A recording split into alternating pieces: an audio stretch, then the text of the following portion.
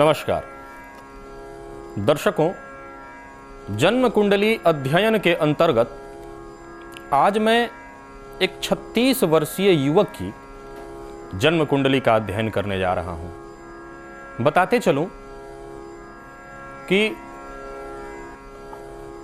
कर्म जो इनके हैं ऐसे तो हैं नहीं कि बहुत प्रशंसनीय इसको कहा जाए। फिलहाल कुछ दिन पूर्व ये 3 महीने का जेल काट करके निकले हैं और अभी इनके ऊपर एक आध केस और चल रहे हैं जिसमें लगभग 6 वर्ष तक की सजा का इनके ऊपर प्रावधान है, जिसमें 6 वर्ष तक इनको सजा हो सकती है।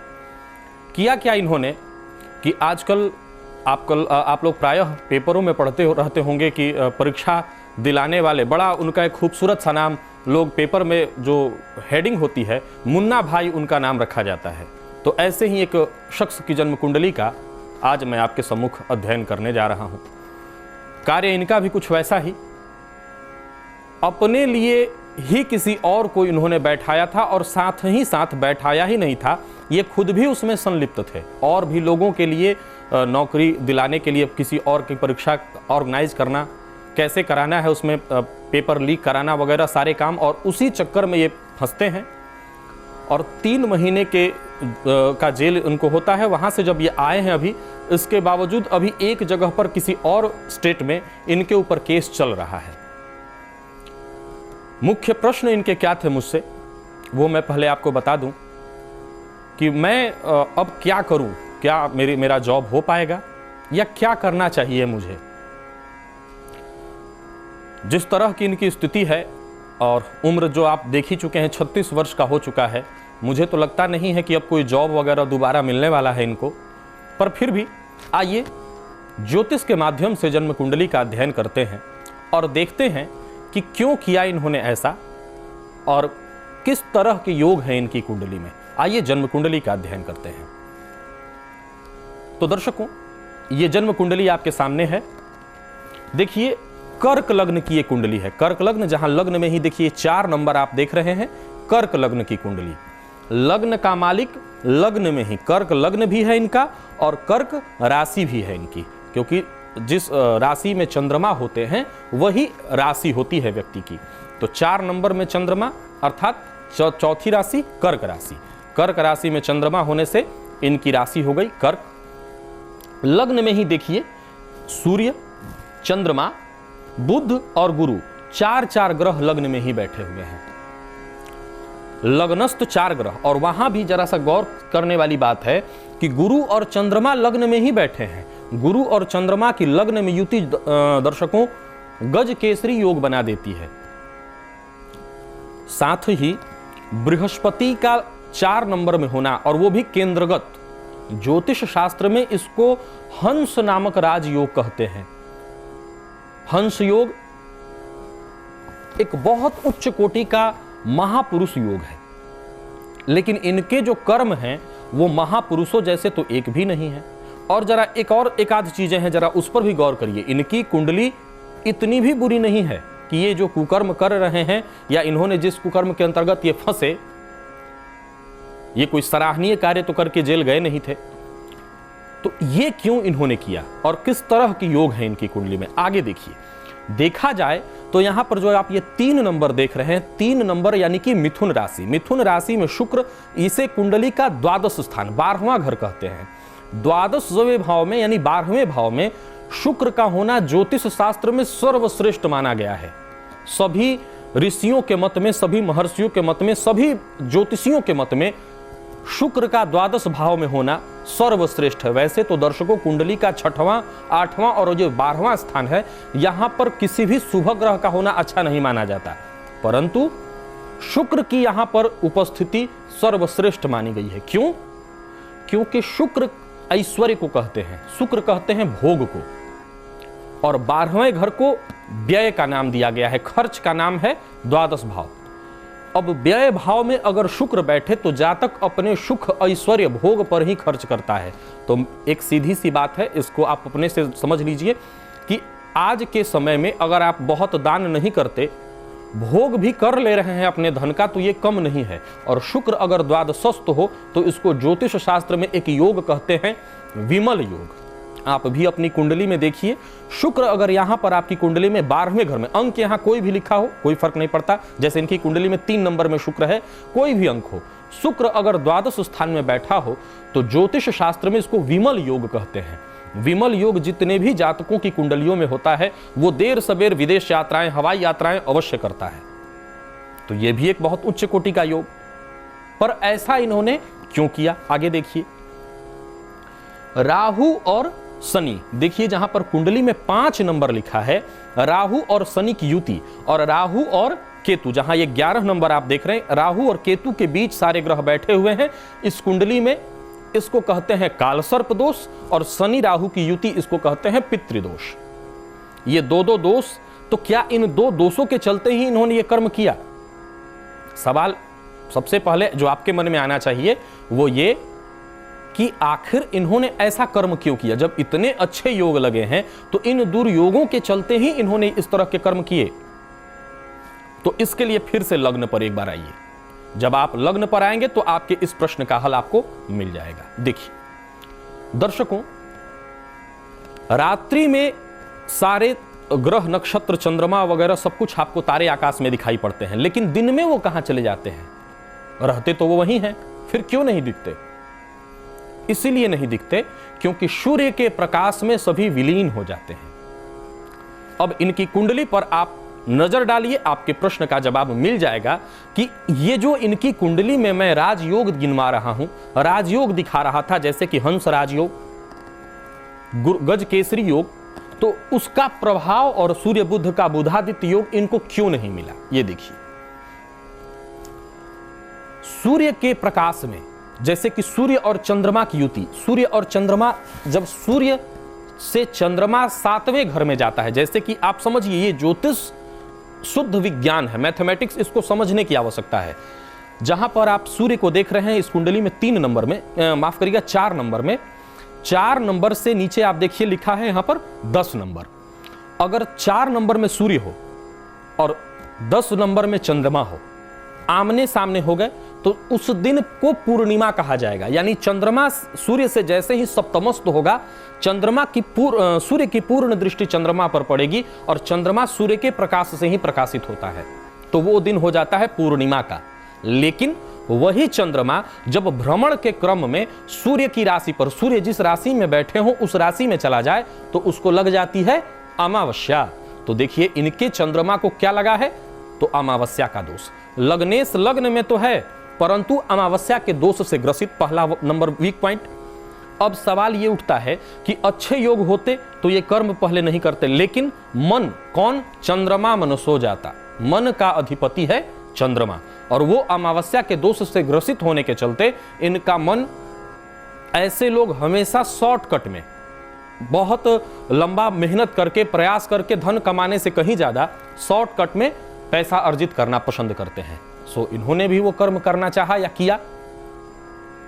मुझे लगता है कि सारी बातें अब आपके सामने तो नहीं खोल के मुझे रखनी चाहिए, कौन किसको कितना जानता है। वैसे तो इस कुंडली में मैंने किसी का नाम नहीं बताया, लेकिन मैं एक बात बता दूं कि इससे इन्होंने धन भी अर्जित किया। और एक बात और भी बता दूं कि ऐसे भी बहुत सारे लोग हैं जो ऐसे लोगों को प्रमोट करते हैं।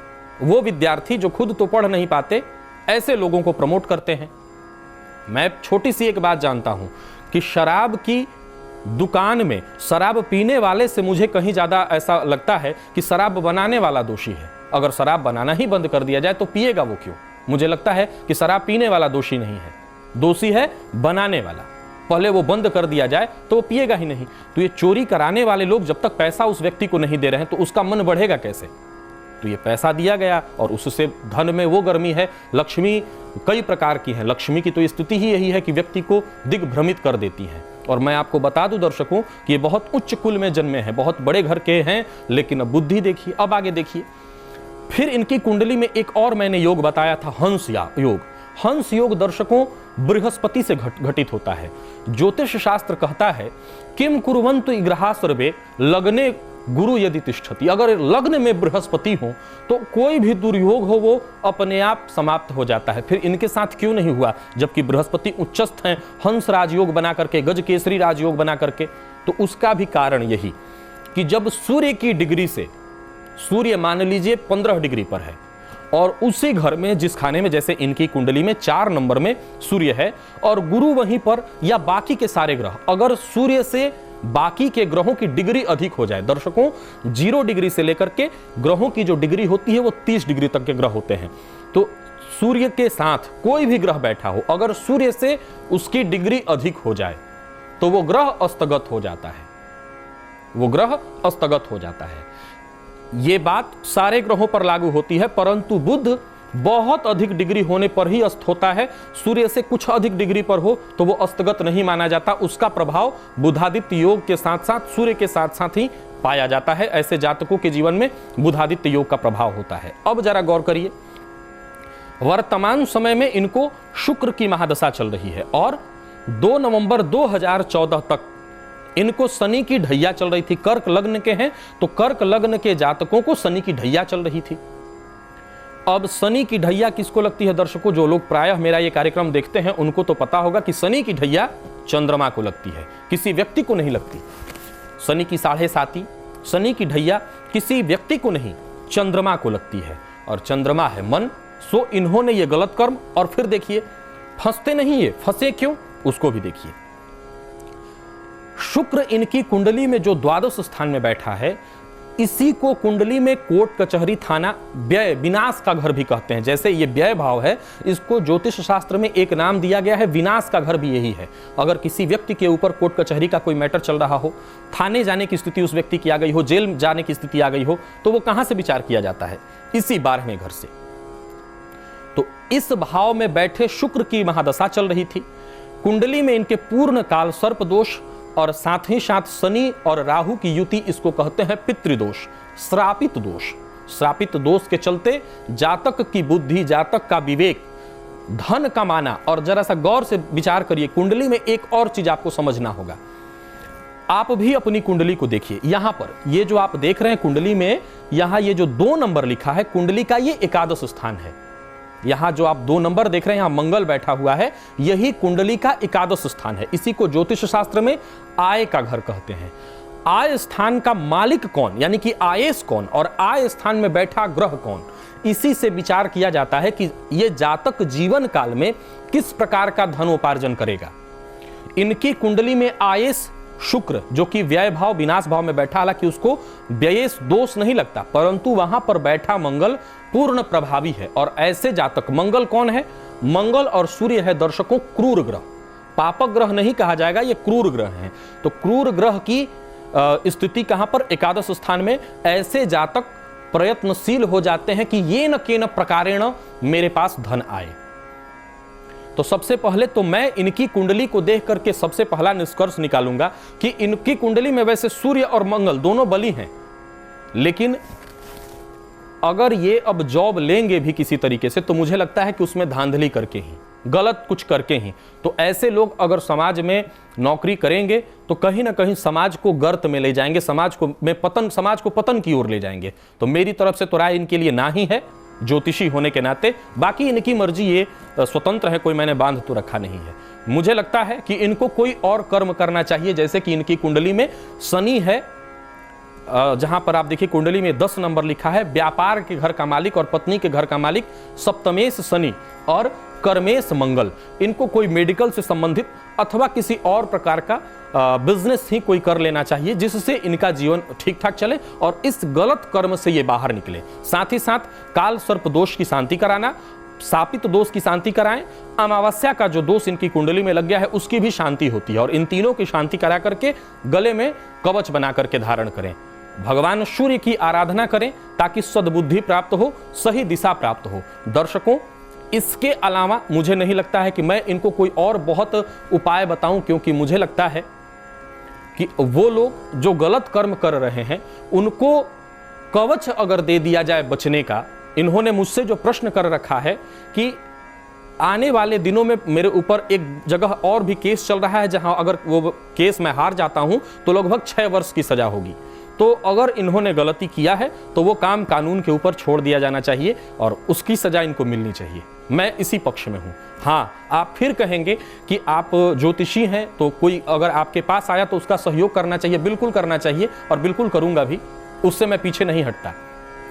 लेकिन मानवता भी एक नाम, मानवता भी किसी चीज को कहते हैं। मैं उसमें कहीं मानवता के ऊपर जरा गौर कीजिए कि ऐसे लोग, जिन लोगों को प्रमोट करते हैं, ऐसे लोगों की वजह से जो लड़के पास होंगे, तो वो लड़के जो तैयारी कर रहे हैं, मेहनत कर रहे हैं, उनकी नौकरी तो नहीं हो पाएगी। तो उन लड़कों के साथ क्या मैं उनका नुकसान नहीं करूंगा? मैं उनके जीवन में जो समस्याएं आ रही हैं उसका जिम्मेवार मैं नहीं बन जाऊंगा? तो मुझे लगता है कि अगर इन्होंने गलती की तो उसकी सजा इनको अगर मिलती है तो बड़ी अच्छी बात, मिले, मुझे कोई दिक्कत नहीं है। दिक्कत सिर्फ ये है कि इनकी कुंडली में जो दोष है वो इसकी शांति कराएं और सद्बुद्धि की प्रार्थना भगवान से करें।